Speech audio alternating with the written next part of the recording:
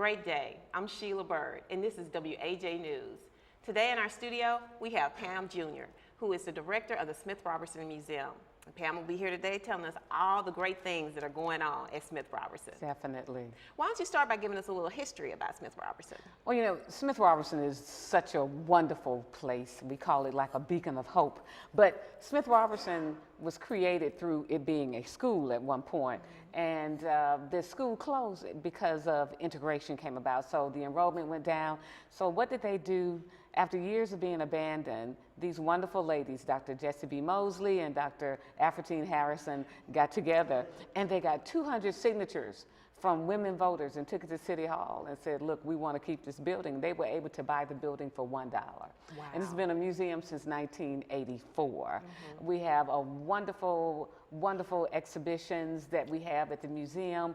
Right now we are featuring James Meredith, Am I Not a Citizen, which is a wonderful exhibition that talks about him going to the University of Mississippi and the March Against Fear, which was a wonderful thing that happened during the Civil Rights Movement in 1966, where 20,000 people came to Jackson, Mississippi to say that economically we need help. That's right. And that we need to be able to vote.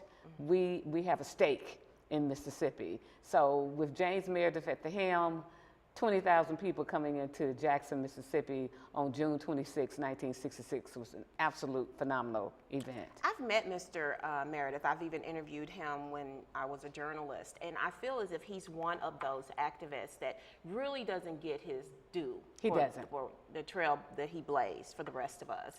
So what can people experience when they come and view that exhibit? When you first walk in, you see James Meredith standing very proud. You hear the voice of Ross Barnett. You hear the voice of President Kennedy during those times because they did not want him to integrate the University of Mississippi. But he knew what he needed to do, and he always talks about himself in the third person. And when he talks about himself in the third person, he's saying that this is for everybody. It just wasn't for me, it was for everybody. As you walk into the big part, the large area of the David Taylor Gallery, we go into the March Against Fear. You also see him sitting in a classroom setting with a cutout, and people think that it's so real to show students that, could you do this? Could you sit in a classroom where it's just you with a teacher? Probably not. I don't know where those type men are today, but this gentleman, an absolute phenomenal person who said he had no fear. And it sounds like the type of exhibit that all school kids should come and view. Definitely. Christmas holiday is coming out. Parents, we want you to bring your children to see this exhibit and to not only see that, but to see the entire museum where we have a slave ship on the second floor that you can walk through. And we talk about the transatlantic slave trade. We also have this exhibition on our native son, Mecca Wiley Evers. And everybody needs to see that because I tell folks, he's just a regular Joe Blow like us. And he got to this fork of the road and you have two sides. You can either go left or right. He went the right way, the way that destiny was for him, and became the first field secretary for the NAACP. And so many other things that he did for us to have the right for freedom. That's Mecca Wiley Evers. That's right, and that is a story that needs to be told over and over and over again. Exactly. We can't let that be erased from our memories. Exactly. But do you have some upcoming exhibits? December 15th, we have Delta Jewels, this wonderful book by Alicia Burton Steele. And what she did was, her grandmother died and she couldn't hear her grandmother's voice anymore. And a lot of us understand that. And so what does she want to do? She wanted to go into the Delta and talk to women, mothers, and get their stories. It not only helped her, but it helped those women because they were able to talk about when they were young. These are oral histories of beautiful African-American women, Delta Jewels. We're going to have a book signing at Smith Robertson Museum on the 15th of December at 6:00 p.m. And we're asking everybody to come out because not only is this a book signing, but it's a reception. It's a wonderful reception of music. And if you've ever been to Smith Robertson Museum and Culture Center reception, you know that we show up and we show out. Definitely. But I'm sure you've read the book. So Oh, yes. what were some of the stories that stood out to you? There's a wonderful story about this lady, and I'm not going to say her name, but she was a young woman at that time. And she'd heard some things that this lady kind of liked her husband, okay? Okay. So what did she do? She pulled her out of the church and said, I've heard some things about you. And they had a little tete-a-tete, and her mother said, you shouldn't have done that. There's another story about a young lady couldn't buy a Cadillac in her city. She went to Memphis and got that Cadillac because she was a black woman, and the gentleman said, you can't buy a Cadillac. And she got that Cadillac in Memphis, and she would blow the horn every day as she went to work. Beep, beep, passing by his Cadillac place. So there are stories like that. It's a wonderful book. Any other upcoming events that you want to let our viewers know about? Well, that Kwanzaa is coming up, and we're looking to be working with the Women of Progress on the 26th of December, so look for more information on that. Also, if you're interested in doing your weddings at Smith Robertson Museum, we do weddings. We do wedding receptions. That's right. Not a lot of parties, but we do wedding receptions and weddings. We had a wonderful wedding a couple of months ago at Smith Robertson, so we're open for business. Just come and see us. And I would encourage anyone to go and visit Smith Robertson. I love going in there. I'm just taken to another place once I arrive. And what we're going to do right now is cut to a new PSA that shows you exactly what I'm talking about. The history of a people is a history for all people. Journey through the legacy of African American culture in Mississippi, from the slave ships to the cotton fields to freedom. Smith Robertson Museum and Cultural Center, a stone's throw away from the state's capital. Be educated, be empowered, be enlightened. Visit Smith Robertson Museum and Cultural Center. Welcome back to WAJ News. We're still here with Ms. Junior from Smith Robertson Museum. And I wanted you to tell us about, I know we have some big exhibits coming in the spring. So if you could tell us about those. Well, what we're working on is that a lot of people don't know about the Black Mecca of Jackson, Mississippi, which is the Fair Street Historic District, especially back in the 1920s, 1930s, 40s. So we're going to bring that alive at Smith Robertson Museum and Culture Center. That'll be our exhibition coming up, probably during what we call Black History Month, even though, as I always tell people, we breathe every day, so our history is 365. That's right. But not only that, but we have a midwifery project that Smith Robertson is working with, and that's with the Scott Ford House Incorporated, and they will have a program on the 17th. So anyone that has any family members that were midwives back in those golden days, they can come to Smith Robertson. The program starts at 10 o'clock, 9 o'clock that morning. We're looking for you to come out. Any more information that you need to know, call 601-960-1457. I actually plan to attend that midwifery program. I'm a member of the National Council of Negro Women, and we all want to come out and support the Scott Ford House and that endeavor. So very good. That's very exciting. Now, Pam, is there anything else that you want to tell us? As always, when I'm able to talk, just to say, please come out to Smith Robertson Museum and Culture Center. You will not forget the tour. And if you're interested in doing a tour, you need to call us. And especially if you have 10 or more people, we want to do a tour. We want to, because we're storytellers. We tell facts, as we say, we don't give the story in fuchsia, green, and yellow. That's right. We give it in black and white. One thing I did want to ask you before you leave, though, is do you feel as if you're getting enough foot traffic from the schools, from the public schools? We don't. And we know that schools are testing, but we get inundated during February. We want children to come all year round because we have different exhibitions going on. Right. We have different programs going on. We want to share that with our students, and it helps to enrich them. It enhances their knowledge of their history. Right. And that's important. You know, we talk about culture. Everybody has, every different culture, there's aspects of, they have their own history. We need to learn about that. That's Native American, that's whites, that's African Americans. We need people to come in and learn about each other's history because it enriches them. And I would think, especially now, at a time such as this, so to speak, because of we saw what happened with the presidential election, and we saw that there was a schism that exists between the races, and that we should be trying to just educate each other on our backgrounds, our culture, so that we can better understand each other and, better get along. I think that's wonderful. So, yes. If you have anything else, Pam? I think that's it. I think we've done everything, but again, I invite everybody to come out. We're open Monday through Friday, 9 to 5, and on Saturdays, 10 to 1. Any questions, again, call 601-960-1457. Thank you so much for coming on WAJ News. Thank you. Up next, we'll have Mr. Anthony Cole, who has been with the city of Jackson for 20 years, and now he's getting ready to retire. But before he goes, he's going to tell us all the stories that we need to know. We'll be right back with WAJ News. Medical Analysis provides health care at the right place and the right time. City of Jackson employees and their dependents who are on the city's health care can take advantage of the clinic's free professional health care services. I'm so thankful to have medical analysis for me and my family, and as well as the other City of Jackson employees. It's very convenient, and they are very thorough and very passionate about their jobs. Call 601-960-1018 to schedule your appointment. Residents of the City of Jackson can report concerns to the Constituent Services Action Line by dialing 311. Those who dial 311 will speak with a representative who will complete the report and issue a tracking number that allows residents to monitor the progress of the report. When using your mobile device and dialing 311 does not work, the alternative is to dial 601-960-1111. And as always, you can visit the city's website by logging on to www.jacksonms.gov to make a report and track the progress of the report. Welcome back to WAJ News.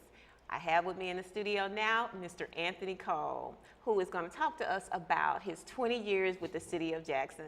I invited Mr. Cole on because you're getting ready to retire. Yes, I am. We are losing a really valuable employee. I'll miss you guys. When is your last day? December 31st of this year. Okay. Officially, that will be my exit from the City of Jackson after all this time. Wow. Why don't you tell me about how you got started, what you've done since you've been here, some of the highlights of your career, so to speak. 20 years is a lot to tell you in such a short period of time, but overall it's been enjoyable, it's been exciting. I truly have enjoyed working with just a total array of people from all the different departments in the city. Presently, I'm in human and cultural, where I've been for the last 20 years, but I've worked within 2 divisions. But you could also say that within this period of time, I probably worked in other divisions of the city by assisting them with different projects. Right. We have had so many projects, from our parades to our basic city council events, that I participated in. Tharamara, the Arts Center, we have had, I've worked so much with Tharamara, the ballet, the symphony.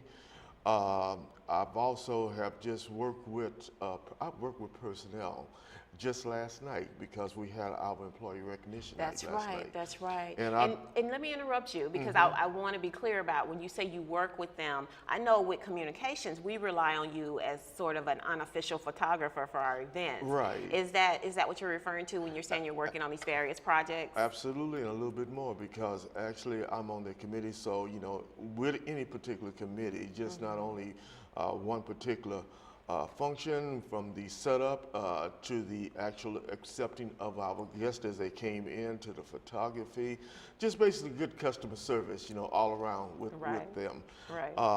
I've worked with Parks and Rec. I've just worked, all over the place. In other words, being with the city, I don't subject myself to just my particular area. When they call, and if I'm able to do it, I'll be there for them. Let's talk a little bit about the senior aid program, Okay. Because I know that is significant for our senior population. Right. It affords them opportunity to go back to work Yes. and have gainful employment. Right. So talk to me about how you've seen that program evolve over the last few years. I started with that program, let's say, when I was 50, and Wow. I've kind of aged a little bit, okay? But it's for seniors unemployed who are 55 and older. And we are just another avenue, stepping stone, to try to get them back into the workforce. Through our grant with the Department of Labor, we have been able to place, at least 13 to 15 seniors per year back into the workforce. They stay on our program for maybe, let's say 12 to 24 months. Right. And they are paid That's right. for 20 hours. And while they're on the program, they would be still looking for a job.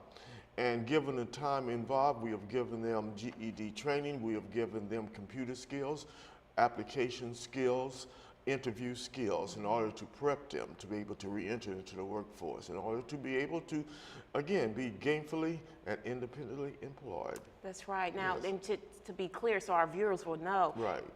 with your retirement, the program will still continue. Absolutely. Wonderful. Absolutely. Wonderful. The program's been around for over 30 years with the city of Jackson, and it's still continuing. And our enrollment level right now, I believe, is around 50.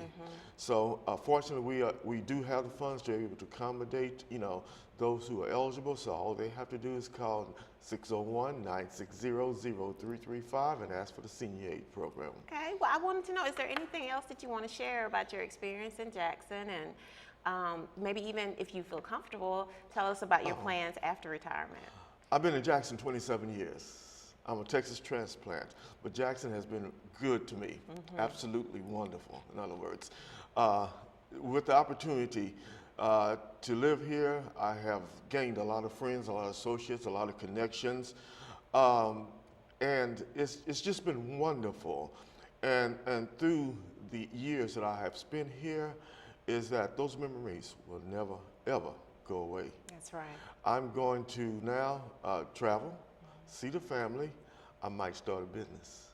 But the first year, I think I'm gonna take a vacation. Oh, wow. We have been in touch with each other on and off, for the tenure that you've been here. And it's been a wonderful, wonderful time, communicating and collaborating with you. Oh, well, thank you so much, Mr. Definitely. Cole. I appreciate My that. pleasure. I certainly have enjoyed my experience with the city, and I especially love just being a voice to the people in the community, Yes. and being able to also listen to their concerns and conveying it to our administrative leaders. So, Right. yeah, I really have enjoyed They it. just got to know you. You are a face in the family's TV home, that's for sure. Well, And they need to know. thank you. Yeah. I want to thank you for coming on today All right. and sharing with us about your experiences with Jackson. Okay.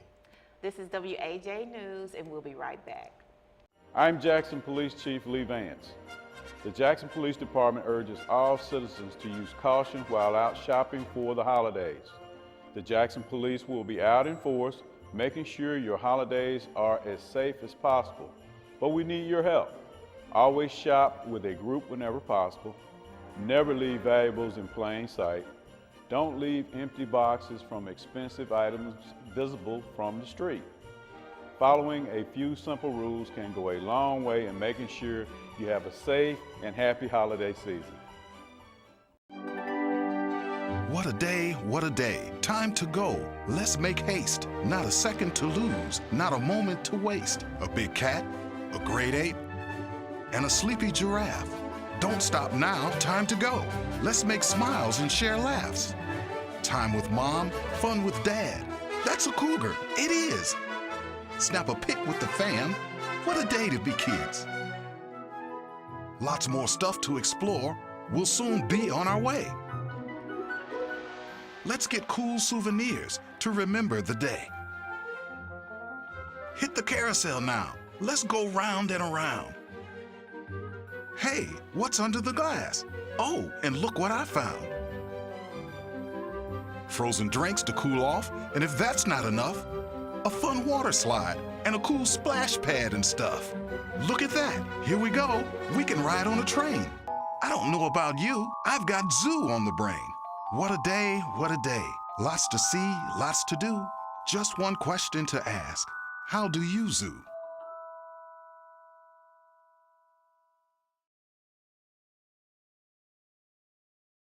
Welcome back to WAJ News. In our studio now, we have Mr. Ison Harris Jr., who's the Deputy Director of the Department of Parks and Rec. Thank you. Mr. Ison, thank you for joining us Thank you for today. having me. And I want you to just get started by telling us about any upcoming programs that we have deadlines for, so people will know to get their information in. Right now we're signing up for our Cartoon Basketball League, and so the deadline for sign up is December the 16th. It's for kids 14 and under. Again, we'd like to get teams to partner and come in and play in the league, and so we do have a deadline for that. All the programs you can contact 960-0471 and you can get the information more. But that's one of the things that we definitely have a deadline coming on. What is the Cartoon League? It's actually just a youth developmental basketball league that we got, and we kind of the cute name of cartoons because obviously it's the young kids, and that's something that. Right. In addition, we actually have our older gentlemen, or what we call our adult basketball league, and they actually start next Monday at 6 o'clock at Kirk's Gym. So we have teams there, but I'm sure there may be some opportunities for some people to sign on and join some teams there as well. So people can still possibly sign up and get on a team, but what if you just want to find out the schedule? The schedule, you can just contact us at the office, and that's the 960-0471 number, and we can actually get a schedule out to you if you want to come and then participate and even come to the games and visit and see some exciting action. So Parks and Recs is one of those departments that really kind of touches the people of Jackson, right? Because you have all these different facilities and parks and programs. So tell me a little bit about some of the other offerings that you have. We have 57 parks. We have 72 athletic fields. We have 2 golf courses. We have a lot of programs that people in Jackson can take advantage of, and a lot of times you don't necessarily hear about. So these are some wonderful opportunities for people to come out and share our green spaces and have a great time in the parks here in Jackson. Some of the other programs that we actually have, like right now we have a girls mentoring program. We call it Girls with a Dream mentoring program, and it's at Jane Avenue Community Center. Okay. For young girls ages 10 to 17. Okay. So it's a really neat program and an opportunity for young girls to be mentored and learn about womanhood. And it's a free program. And these are free programs. And who are the mentors? The Kremla Middleton is the person who runs the program. Okay. I hope I didn't butcher the name too bad. She won't be mad at me. But Miss Middleton is the person who runs the mentoring program. Okay. And again, you can contact her directly at 601-506-6989. Okay. Yeah. And what about, I understand we also offer some exercise classes. Yeah, you know, in the winter months, this is the months where you kind of sit at home and it's too cold to go do anything. Right. One of the things that we're offering is we offer several things. We offer judo for those real aggressive people. You can actually come out and learn judo, and that's at Grove Park Community Center. And that is on Tuesdays and Thursdays nights. So if you want to learn judo, and that's from 6 to 8. And again, but one of the cool programs is a Healthy Tips and Core Rhythm Moves program. This is a healthy initiative program where you can come out and you can do some physical exercise. But again, it's in moderation that you can, anyone can do it. Young or old? Young or old. That program is Monday through Thursday, pretty much. And they have like a Healthy Tips program on Mondays and Tuesdays, and Wednesdays they have the Core Rhythm program. So that's pretty neat. And did you say that this was a free program? These are free programs. Okay. All programs are free. And then we have a Chicago stepping class, which sounds like fun. Which is near and dear to me because I teach the class. Oh, and wow. I have been Chicago stepping for almost 15 years. Well, I'm going to come out. And we teach that class on Wednesday nights at Grove Park from 6:30 to 8. And it is a free program. But again, these are some programs that get you up off the couch, get you moving, and get you going. And as lastly, we have line dancing, which everybody loves to do. And then that's over at Champion Gym with Bridget Archer, who is a wonderful dancer. And so you have an opportunity to come out and participate in these. So these are opportunities to get up off the couch, travel. If you live in Jackson, it's not far, and you can go to any of these community centers and do some and get to know your neighbors, get to know other people who live in the city, have a lot of fun, and this is something that we offer our community, so that's extremely important. Exactly. So, tell me a little bit about the department. We are what I would consider a pleasantly strong department, extremely led by our wonderful director, Mr. Alan Jones, who is a great voice for the community of Jackson. And we are really venturing out and trying to create different programs and more exciting programs. We're excited about some of the upcoming things that we're doing. Again, we talked about maybe doing a male mentoring program. This year we will be doing a Kickball Aide Incorporation with the city of Jackson. Wow. And that will be adult and youth. Right now we're actually signing up for youth kickball. It's going to be a kind of what we call a trial lead that we're actually trying to develop for young kids, ages, I think we're going 5 to 9, that age group. And so it's a different activity. Everybody can't play basketball, but we always lined up as kids to play kickball, whether you were good or not, and you don't have to be that good. That's right. And again, it's a fun activity. So we're excited about that. We're excited about our golf courses. We're doing some changes, and we're doing some small renovations to try to make. How many golf courses do we have? We have 2 golf courses. We have 2 golf courses. And we're extremely excited about the process of those golf courses going forward. Really excited about some of the things that we're doing. We actually have a really good partnership that I don't want to announce today. That's fine. That I'm excited about. That hopefully that'll come into fruition come January, and so that'll be another opportunity for kids at the golf courses. That's something that our viewers can look forward to. We have a big announcement coming from Parks and Recs in January. In January, yes, that's correct. But I also wanted to find out exactly how many parks do we have in the city and how many athletic fields? Jackson has 57 parks, 57. so we're pretty much in every community in Jackson, Right. and then we have 72 athletic fields, which is a lot of green space. But again, this is a lot of opportunities for people to come out. That's right. And be able to. So a lot of times we make excuses. Well, there's nothing near me, I can't walk, and then we have a lot of walking trails in these parks. So there are a lot of places for you to physically get up and just walk. If you walk a block or a half a mile or whatever, those things go a long way in your life. That's right. Yes. That's right. And it's good that people know that they don't have to go to outside of Jackson to a park. We have them right here. So, right here. Just find one near you. Come to our website. We have them listed on the website, and let us know what you think about it, because we also take feedback from the community. We do. If you see something that you want and fixed or I changed. think that's really been positive since I've been here, because a lot of times we always get negative feedback. What I do with negative feedback, I always try to transform it into something positive.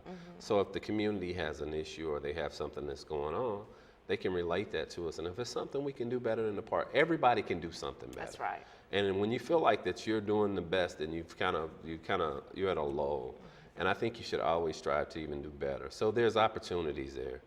Which is wonderful, and there's opportunities for even more programs. So we're open, and we're looking to create even more programs as we move forward. One other thing I wanted to ask you about was the Mississippi River Basin Project. Yes. Could you tell us where we are with that? Yeah, the Mississippi River Basin Project, is at Buddy Butts Park. And what happened was the Army Corps designed an actual Mississippi River model at Buddy Butts Park. And what they did was they used to run water through it to develop the dams and levees along the real Mississippi River. For years they gave it to the city, and for years it went we didn't use it, and then it kind of grew up. So we actually have a group called the Friends of the Mississippi River Basin who are actually coming back and trying to recapture that. So we've had several cleanups where they've actually cleaned out some of the areas. It's starting to look great. You're starting to see it pretty. And the goal is to clean it out and to create some type of educational center or educational programs that we will be doing out there in our own Buddy Butts Park. Okay. So, and it's an exciting opportunity, so you can actually call our office there, and we can get in touch with that group, because they definitely need more volunteers to help them through that process. Okay, very good.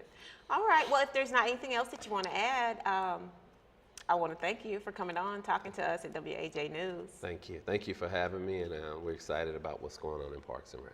Okay, and we look forward to coming back into your living rooms again next week. From WAJ News, this is Sheila Bird signing off.